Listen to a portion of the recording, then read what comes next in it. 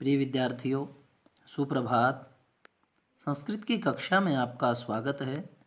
आज हम 9th class के प्रथम अध्याय भारतीय वसंत गीति के पठित अवबोधनम का अध्ययन करेंगे।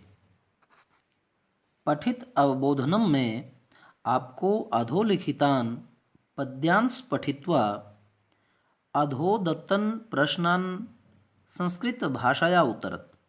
इनका संस्कृत भाषा में ही आपको उत्तर देना है, लेकिन इसी पठित अवबोधनम पढ़े हुए से ही आपके प्रश्न होंगे।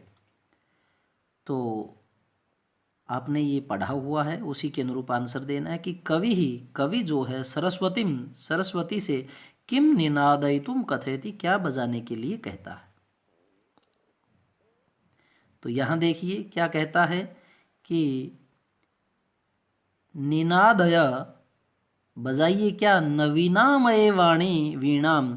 वाणी हे माता सरस्वती, आप नवीन वीणा का वादन करें। तो यही कहना आपको कि कवि ही सरस्वतीम किम क्या, तो वीणाम वीणा निनादयितुम कथयति बजाने के लिए कहता है। सिर्फ आपको किम का यहाँ आंसर देना है, वीणा। वसंते के लसंती है, वसंत ऋतु आने पर क्या जो है सुंदर लगता है, क्या अच्छा लगता है। तो वसंते लसंती है, वसंत ऋतु आने पर सुंदर लगते हैं क्या क्या। वसंते वसंत ऋतु पर सरसः रसालाः लसंती है, सरस रसाल यानी आम्र के वृक्ष जो है वो लसंती लहलाते हैं, सुंदर लगते हैं। अपनी मधुर मंजरियों को लाकर के वह आम के लिए जो फल है उसके लिए तैयार होते हैं। तो इस प्रकार से आपने बताया कि के कौन लसंती, तो आपने कहा सरसाह रसाला। आगे है कि केशाम कलापा शोभनते, केशाम किनका कलाप जो है, जो चहचहाना है, शोभनते वह शोभा देता है। तो कलापहा जो चहचहाना है वो किसका, कोकिला कोयलों का। तो आपने कहा कि ललित कोकिला काकली नाम कलापहा शोभनते, ललित सुंदर और कोकिला कोयलों के काकली नाम सुंदर जो उनकी कंठ ध्वनि है, कूक है, उनके कलापः समूह शोभनते शोभा देते हैं। केशाम कलापः शोभनते, किनके समूह शोभा देते हैं। तो आपने कहा ललित कोकिला काकली नाम कलापः, के सुंदर कोयलों के जो कूक वाले, काकली नाम कूक वाले, कलापः जो समूह हैं वह शोभनते शोभा पाते हैं। आगे है कि रसालाः कीदृशाः सन्ति, रसालाः आम्र के वृक्ष, कीदृशाः कैसे, सन्ति हैं। तो यहाँ क्या था, सरसाः रसालाः। तो आपने यहाँ दे दिया रसालाः सरसाः सन्ति। रसालाः जो आम्र वृक्ष हैं वो कैसे हैं, सरस हैं, सरस रस वाले हैं। आगे है कि सरसाः रसालाः अत्र किम विशेषण पदम, सरसाः रसाला में सरस आम के वृक्ष, तो यहाँ पर विशेषण पद क्या है। अत्र यहाँ पर सरसाः सरस इति विशेषण पदम, ये तो सरस जो है ये तो विशेषता है, और ये रसालाः जो है ये मुख्य पद है। तो रसालाः आम के वृक्षों की ये विशेषता बताई गई है, तो रसालाः विशेष्य पद है और ये विशेषण पद है। अगर विशेष्य पद पूछ लिया जाए तो रसालाः कहेंगे, और विशेषण पद पूछ लिया जाए तो सरसाः कहेंगे। इस प्रकार से आपका प्रथम जो पठित अवबोधनम है वह पूरा हुआ।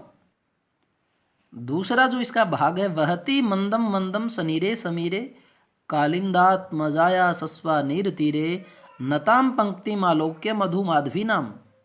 मधु माधवी नाम जो मधुर माधवी की लताएं हैं, कीदृशी कैसी, पंक्तिम आलोक्य पंक्तियों को देख करके वीणा वादय वीणा बजा दीजिए।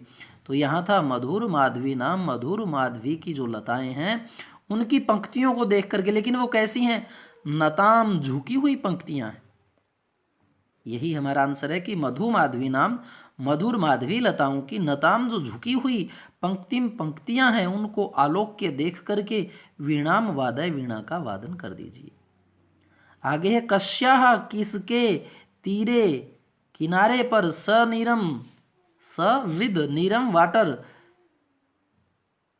जलयुक्त समीरम हवा वहती बहती है। किसके किनारे जलयुक्त जो समीर है वो बहती है। तो यहाँ कालिंदात्मजाया कालिंदी नदी के यमुना नदी के किनारे ये आ गया ना नाम फिर हमारा कालिंदात्मजाया कालिंदी नदी के नीर तीरे किनारे पर सनीरे समीरे जो जलयुक्त समीर हवा है वो मंदम मंदम बहती व धीरे धीरे बह रही है। कालिंदात्मजाया यमुना नदी के कीदृशे कैसे तीरे किनारे पर समीरम बहती हवा बहती है। कैसा किनारा है वो? किनारे पर हवा तो बहती है, आपको पता लगा सनीरे समीरे विद वाटर जो हवा है वो बह रही है, स विद नीरे वाटर के जलयुक्त। लेकिन तट कैसा है वो? तो यहाँ दिया कालिंदात्मजाया कालिंदी नदी यमुना नदी का जो सवानीर तीरे ये आ गया सवानीर तीरे बांस की लताओं से युक्त तट। यह जो तट है उस पर बांस की लताएं जो है झुकी हुई हैं तो सवानीर होता है आपका बांस तीरे तट पर समीरम बहती ऐसे तट पर वो हवा बह रही है।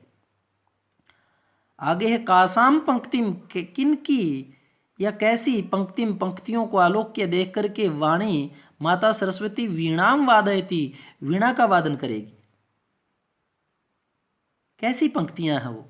तो मधु माधवी नाम मधुर माधवी की लताओं से युक्त जो पंक्तियां हैं उन्हें आलोक्य देख करके वाणी जो माता सरस्वती है वो वीणाम वीणा का वादयती वादन करे। आगे है कि सनीरे समीरे अत्तर विशेष्य पदम किम अस्ति।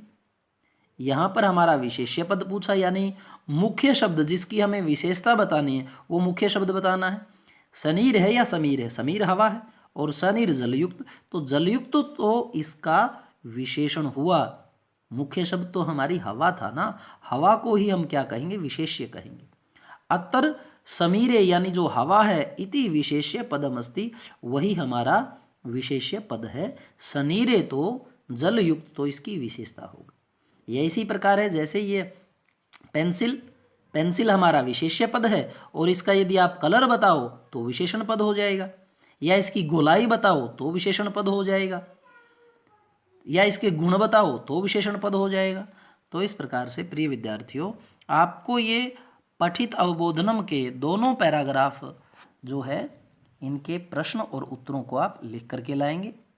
चैनल को आप सब्सक्राइब कीजिए और जो पीछे के आपको यदि नहीं मिले हैं लेसन का जो हमने सरलार्थ किया है वह भी चैनल पर डाल दिया जाएगा ताकि आपको पीछे वाला जो होमवर्क है वो पाने में कठिनाई ना हो। धन्यवाद।